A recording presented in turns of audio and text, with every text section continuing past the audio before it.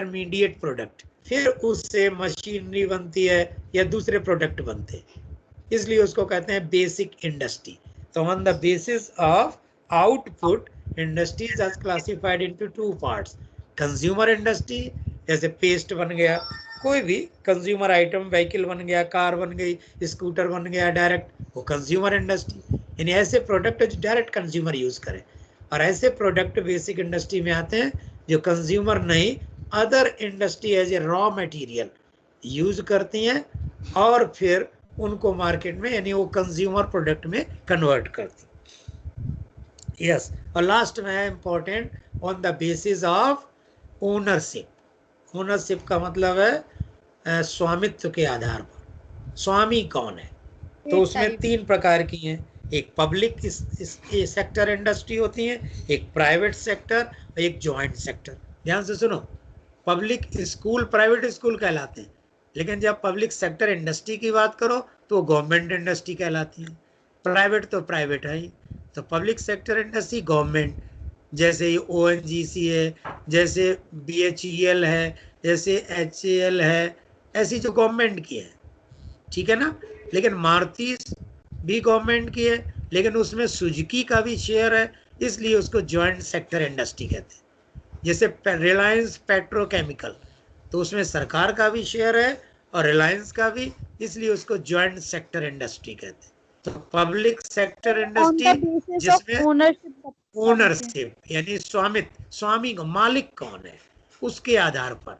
तो public sector industry जिसमें सरकार मालिक होती है, मैंने एग्जांपल दिए ONGC वगैरह, और ये जो इंडियन ऑयल वगैरह, और जो प्राइवेट सेक्टर जैसे रिलायंस की प्राइवेट, लेकिन रिलायंस पेट्रोकेमिकल जॉइंट सेक्टर की, अंबानी की जो रिलायंस की कंपनियां हैं प्राइवेट, टाटा बिरला की कंपनियां, जैसे जमशेदपुर का टिस्को इंडस्ट्री प्राइवेट सेक्टर की इंडस्ट्री। ऐसे बहुत सी प्राइवेट सेक्टर की इंडस्ट्रीज है, जिससे MNCs मल्टीनेशनल कंपनियां यहाँ पर इंडस्ट्रीज लगा रही, यूनिट खोल रही, वो सब जैसे जितनी कारें बिक रही हैं हुंडई से लेके बाहर की, ये सब है प्राइवेट सेक्टर इंडस्ट्री। जॉइंट आपको बता दिया, जिसमें सरकार का शेयर हो और पब्लिक का, या और कह सकते हैं किसी इंडस्ट्रिस्ट का शेयर हो, उसको बोलते हैं जॉइंट सेक्टर इंडस्ट्री, ठीक है ना। एक कोऑपरेटिव इंडस्ट्री भी होती है, कोऑपरेटिव, जिसमें जैसे अमूल, हमारे यहाँ अमूल प्रोडक्ट बना, ये कोऑपरेटिव है, जिसमें किसानों का, बहुत लोगों का जो मिल्क प्रोड्यूस करते हैं उनका भी शेयर होता है, पब्लिक का भी शेयर होता है। तो इस तरह से कोऑपरेटिव सेक्टर की इंडस्ट्री, जैसे बहुत सी हमारी जो क्या बोलते हैं केमिकल में फर्टिलाइजर इंडस्ट्री है, वो भी कोऑपरेटिव सेक्टर की इंडस्ट्री। बहुत सी शुगर, दक्षिण भारत में शुगर इंडस्ट्री भी कोऑपरेटिव, हमारे नॉर्थ में भी है, सरकार का भी शेयर, गवर्नमेंट का, उसको कहते हैं कोऑपरेटिव सेक्टर इंडस्ट्री। तो इस प्रकार डिफरेंट बेसिस पर हम इंडस्ट्री को क्लासिफाई कर सकते हैं। अब मिनरल बेस्ड इंडस्ट्री दो टाइप की है, एक मेटेलिक, एक नॉन मेटेलिक। मेटेलिक में आयरन और इंडस्ट्री आता है, नॉन मेटेलिक में ये कॉपर, एल्युमिनियम, इससे रिलेटेड इंडस्ट्री आती है। नहीं, नॉन मेटेलिक में सीमेंट वगैरह, और नॉन मेटल में कॉपर वगैरह आती है। एक है मेटेलिक, एक है नॉन मेटेलिक। ये सब हम लोग पढ़ेंगे किसमें, मिनरल बारे में, जो सेकंड बुक में पढ़ेंगे। मेटेलिक जिसमें आयरन कंटेंट होता है, नॉन मेटेलिक वो भी मेटल होता है लेकिन उनमें आयरन कंटेंट नहीं, नॉन मेटेलिक नहीं, बार बार मिस कर रहे हैं। मेटेलिक को दो पार्ट हैं, फेरस और नॉन फेरस। फेरस जिसमें आयरन कंटेंट होता है, नॉन फेरस जिसमें आयरन नहीं होता, जैसे कॉपर, एल्युमिनियम वगैरह। लेकिन मेटेलिक नॉन मेटेलिक अलग है, फिर कंफ्यूजन दूर करो।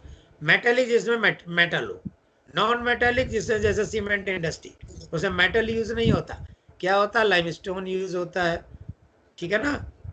तो जैसे कोल का बहुत जगह यूज, ये सब जिनमें मेटल नहीं होता।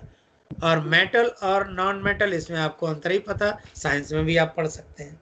तो इस प्रकार हम इंडस्ट्री को डिफरेंट बेसिस पर, size, on the basis of size, on the basis of output and raw material, on the basis of product output, product on the basis of ownership.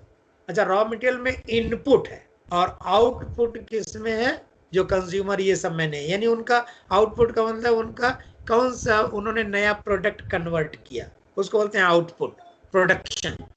और इनपुट मतलब क्या लगाया, इनपुट रॉ मटेरियल में आता है। तो ये है क्लासिफिकेशन।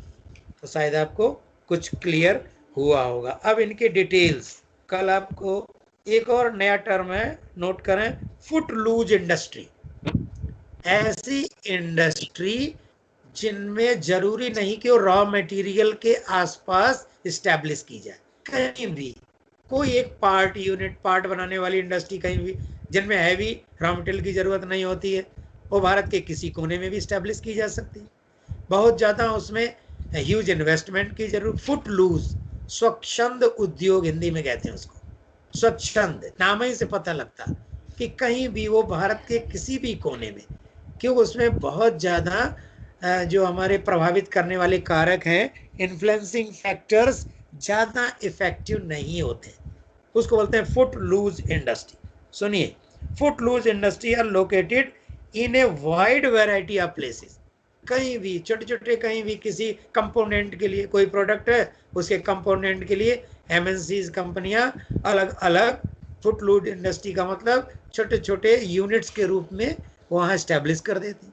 जब तक उनकी डिमांड होती, पॉलिसीज गवर्नमेंट को उनको हेल्प करती हैं, तब तक वहाँ रहती हैं, बाद में वहाँ से निकलकर दूसरी जगह अपना लगा लेते हैं जहाँ बेनिफिट होता है उनको।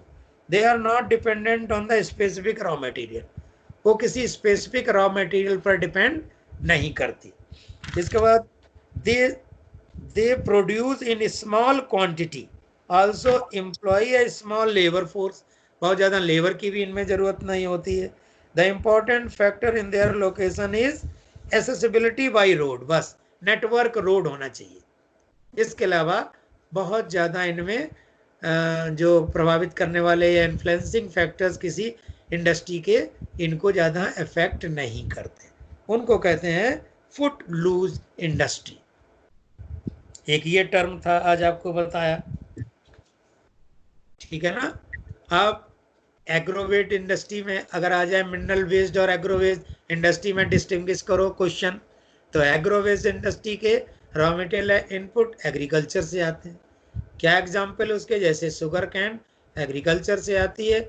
शुगर यानी शुगर कैन क्या है, प्राइमरी एक्टिविटी है, और शुगर जब मिल में बनती है उसको बोलते हैं सेकेंडरी एक्टिविटी।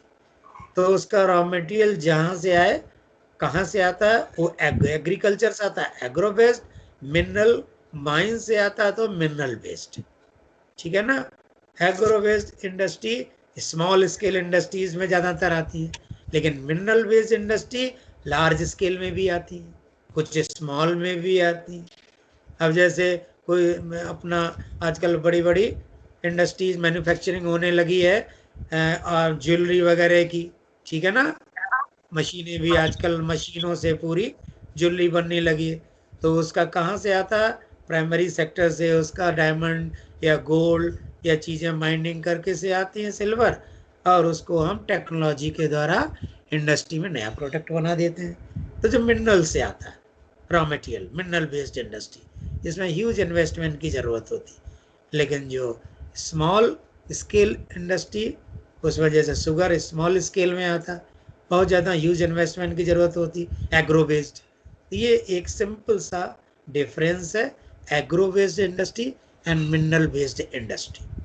शायद आपके कुछ समझ में आया होगा, ठीक है ना। सबसे ज़्यादा टेक्नोलॉजी की ज़रूरत होती है किसमें, जो आजकल की लार्ज स्केल इंडस्ट्री, बड़े बड़े स्केल, जैसे आयरन एंड स्टील इंडस्ट्री, जैसे सीमेंट इंडस्ट्री, ये लार्ज स्केल इंडस्ट्री में आती। ये पूरी इंडस्ट्रीज कैसी होती हैं, मैकेनाइज्ड, इनमें सब ऑटोमेटिक मशीनें यूज़ होती। जैसे यहाँ एक आंवला में बहुत बड़ी इंडस्ट्री लगी है जिसको इफ्को कहते हैं, फर्टिलाइज़र बनाती है, फर्टिलाइज़र बेस्ड इंडस्ट्री है। इसका जो रॉ मटेरियल है, यहाँ पर ये एटमॉस्फेयर से वो सक करते हैं गैसेस को, ठीक है ना, और जो कोल से कुछ प्रोडक्ट निकालते हैं, पेट्रोल, शायद यहाँ पर गैस लाइन है आंवला में, उससे उन्हें कुछ रॉ मटेरियल मिलता है, लेकिन टेक्नोलॉजी उनकी बहुत